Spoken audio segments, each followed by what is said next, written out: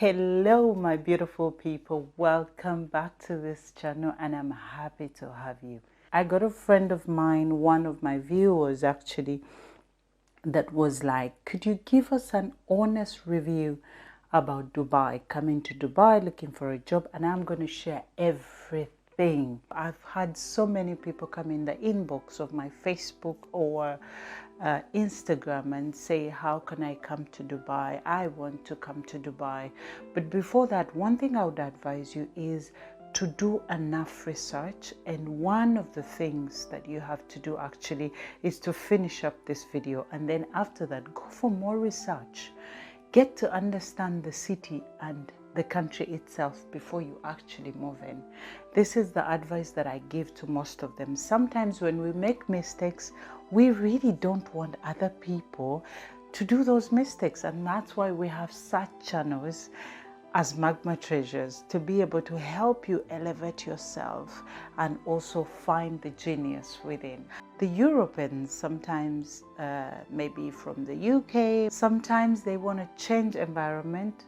They're already equipped, probably they got savings, or they have done enough research, or they have visited first, their apartment is ready and everything. And then some people, especially probably from India and other countries, they're hired from their countries. Most of the African countries though, we don't have that direct relationship with the country to be able to hire us from there. So we step in the city as newbies. Probably sometimes it's your first time to travel. It was my first time to travel outside, and I came to this city without a job. So if you're like me, or you have somebody that has asked you the same question and wants this advice, stay and watch. First and foremost is the kind of visa that you're going to use when you're coming here. Sometimes you can be granted an employment visa right from your country, provided you apply online and then you're given the job and they give you the visa. And then also you could come on a visit visa for probably 3 months. That's if at all you're granted the visa.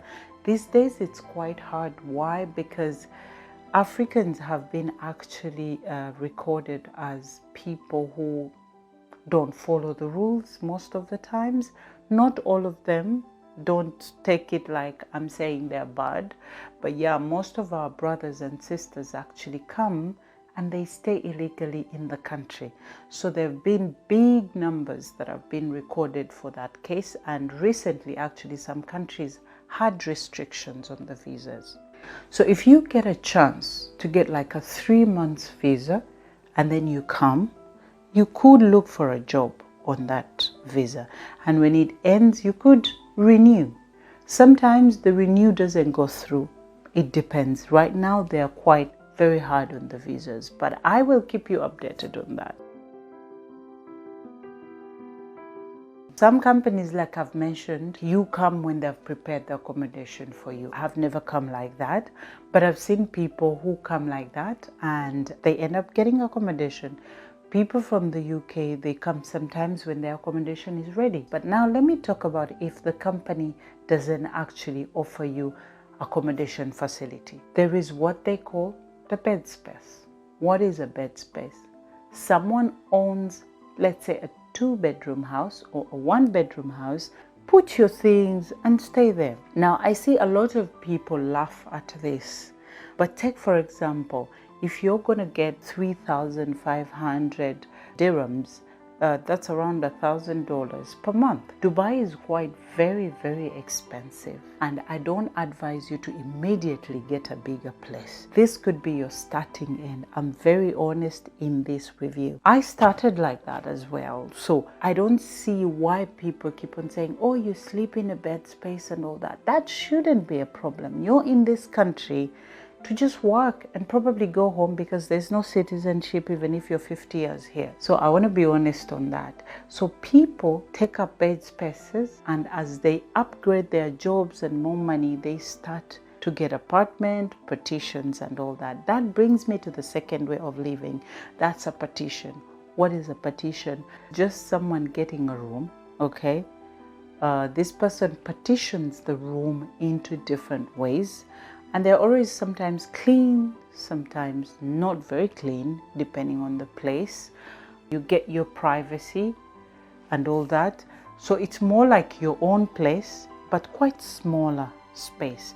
These are quite more expensive from the bed spaces. Now, you might ask me about the price. So bed spaces range from, let's say, 300 dirhams, and you could change that into whatever currency you want to change it, to 1,500 dirhams, depending on the bed space. Some of the bed spaces are posh, and even the place matters, because if there's a bed space in Dera and a bed space in Marina, the price can't be the same, even the way they are arranged.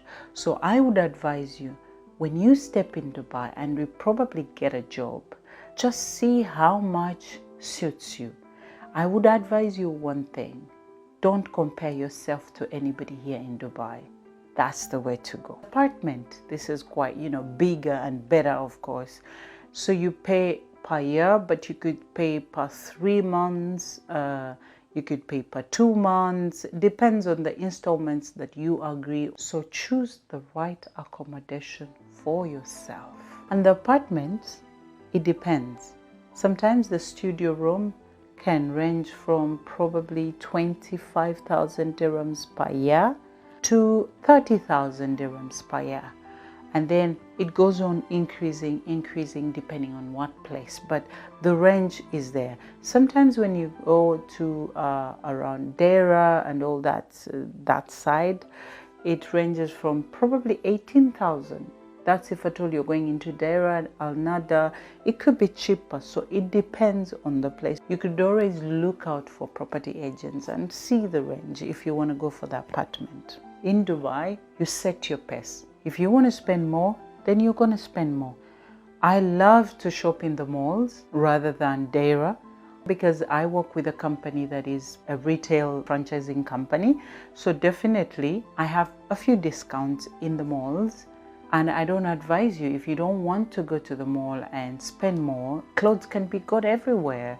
And secondly, in the malls, there are always offers. Choose times when there are offers. There's a video actually that I'll put the link in the description below that describes the times of sale.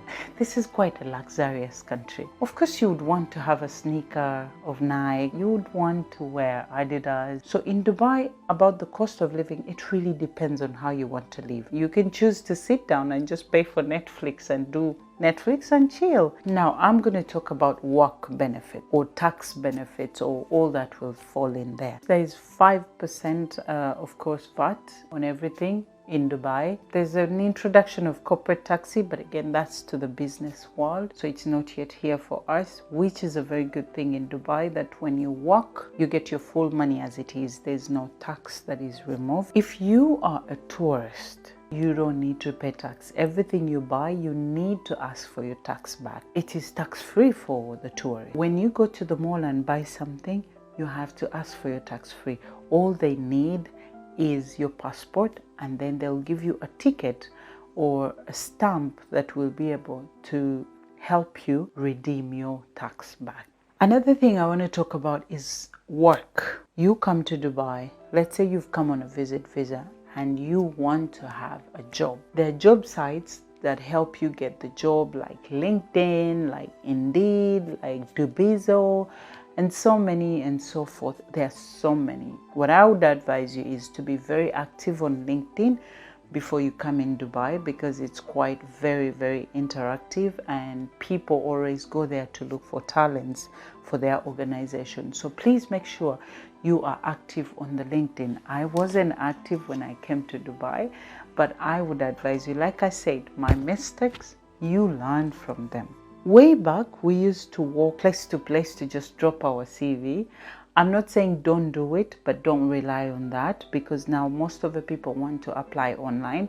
I would say you go to the websites themselves. Let internet be your friend. The fact that when you arrive in Dubai, internet is almost free everywhere. Every mall, every restaurant, at home.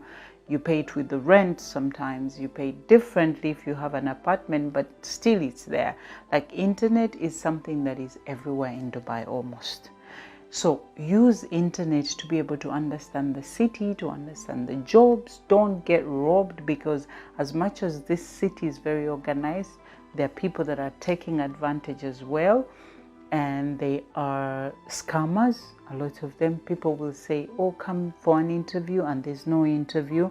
You don't have to blame Dubai, because at the end of the day, they're not going to control everybody. But you just have to be smart enough to do enough research before you go for that interview. So when you get your contract, there are a few things that I want us to talk about, and I wrote them here because I get a lot of questions about that.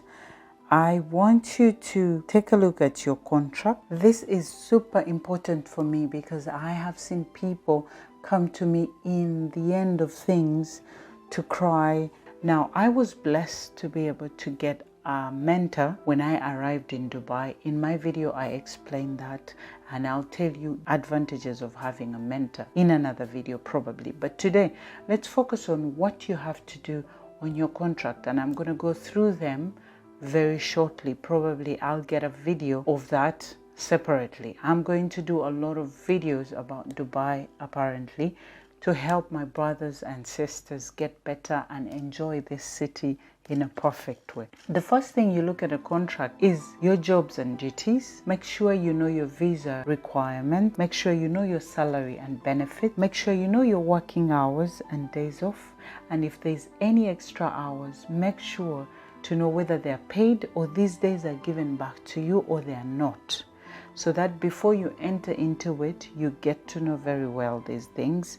Your probational period, when is it ending? Because there's a probation period. It could be 3 months, it could be 6 months. And when you don't ask about this, you could get fired and then be required to pay certain amount of money because you're still in probation. Or you find people want to leave the job within the probational period and you have to pay for some companies. Get yourself informed.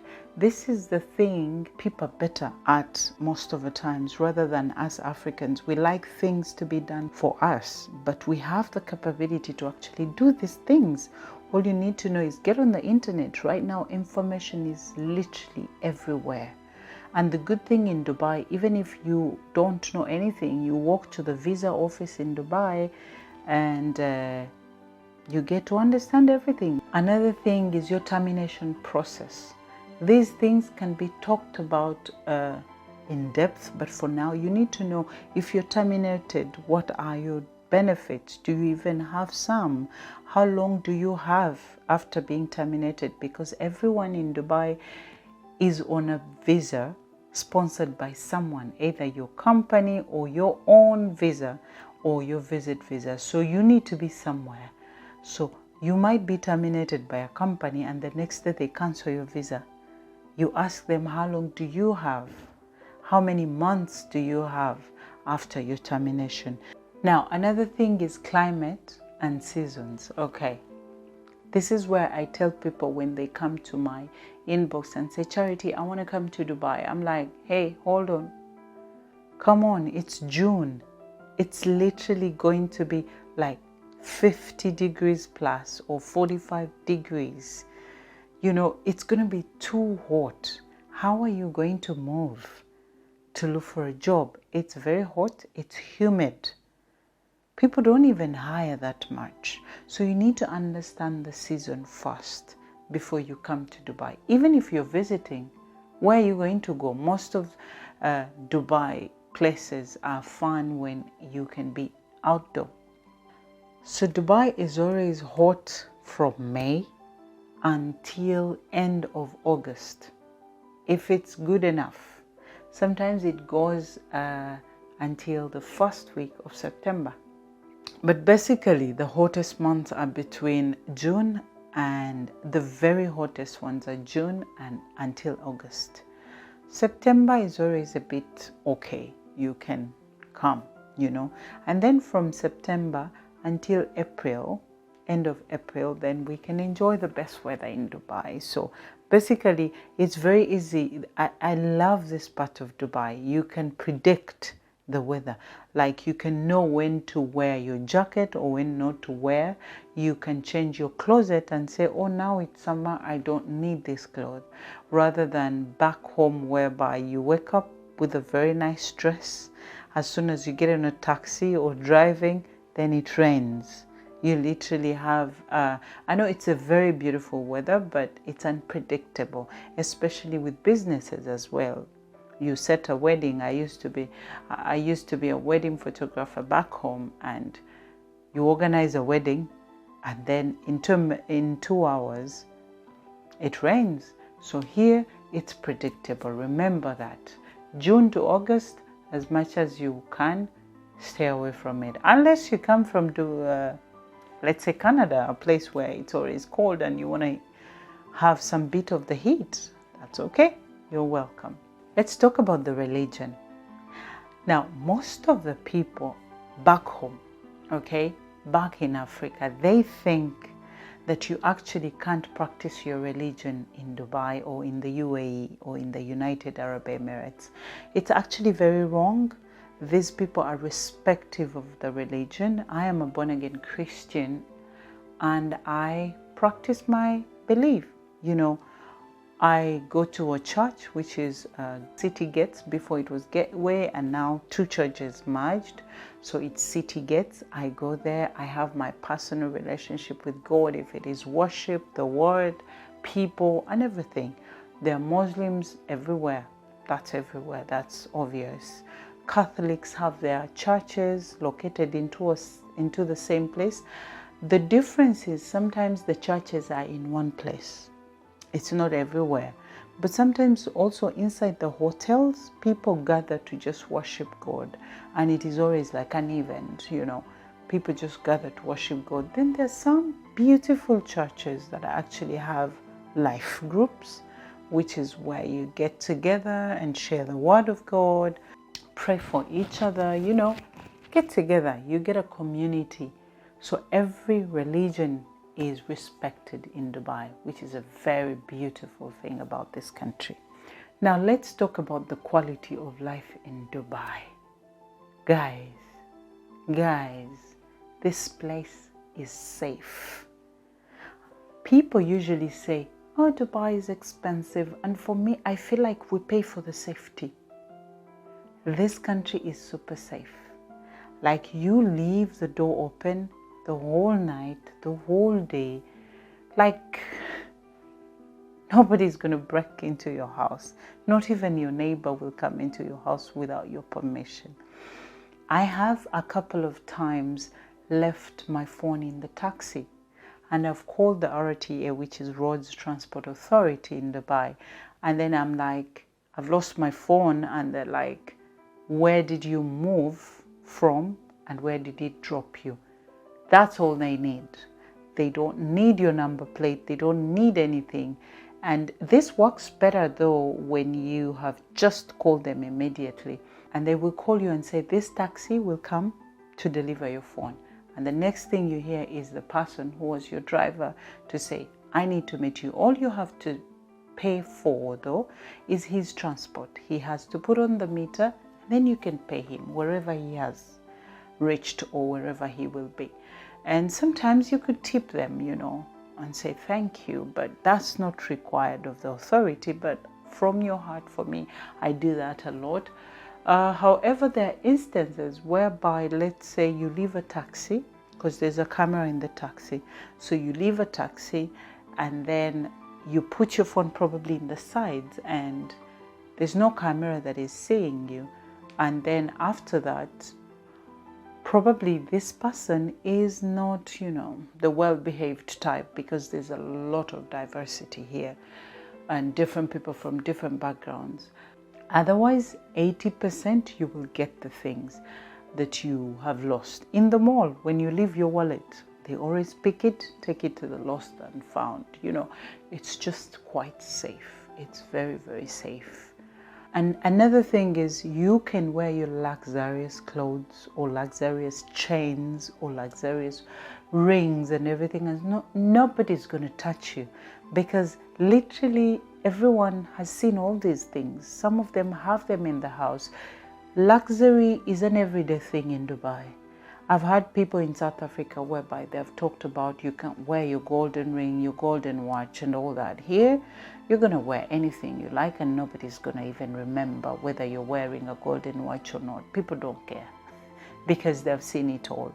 So no one is going to touch it. And most of the times if it drops down, somebody's going to pick it and say, hey, you forgot this. That's the beauty about this country. The fact that I can wake up, buy my camera, buy anything, and I know that for sure nobody's going to touch it, it is beautiful for me. You can't pay anything for security. And I've not been to Europe, I've not been to the US. You could share your experience, you who is in the US or Europe or wherever. What is the security of that place? Because me, I'm telling you, this city, it's different. Another thing about the quality of life is your safety when you're moving at night. Nobody's going to touch you. I've had a few cases in some deeper, way far places, but it's very rare that somebody's going to touch you. When you have your shift at night, you can walk anytime. I was in retail for 4 years and I was able to move like at 3 a.m. everywhere. Cars are still moving. I mean, it's a city that works almost 24 hours. Like taxis are moving 24 hours and nobody's going to touch you. However, this doesn't mean that you become careless with your life. No, it's important that you keep yourself safe, but it is at a higher rate, nobody's going to touch you. Another thing about the quality of life is, I know a lot of countries whereby the guns, you see them everywhere. Here, it's even very hard to see a policeman or a person of the army with the gun.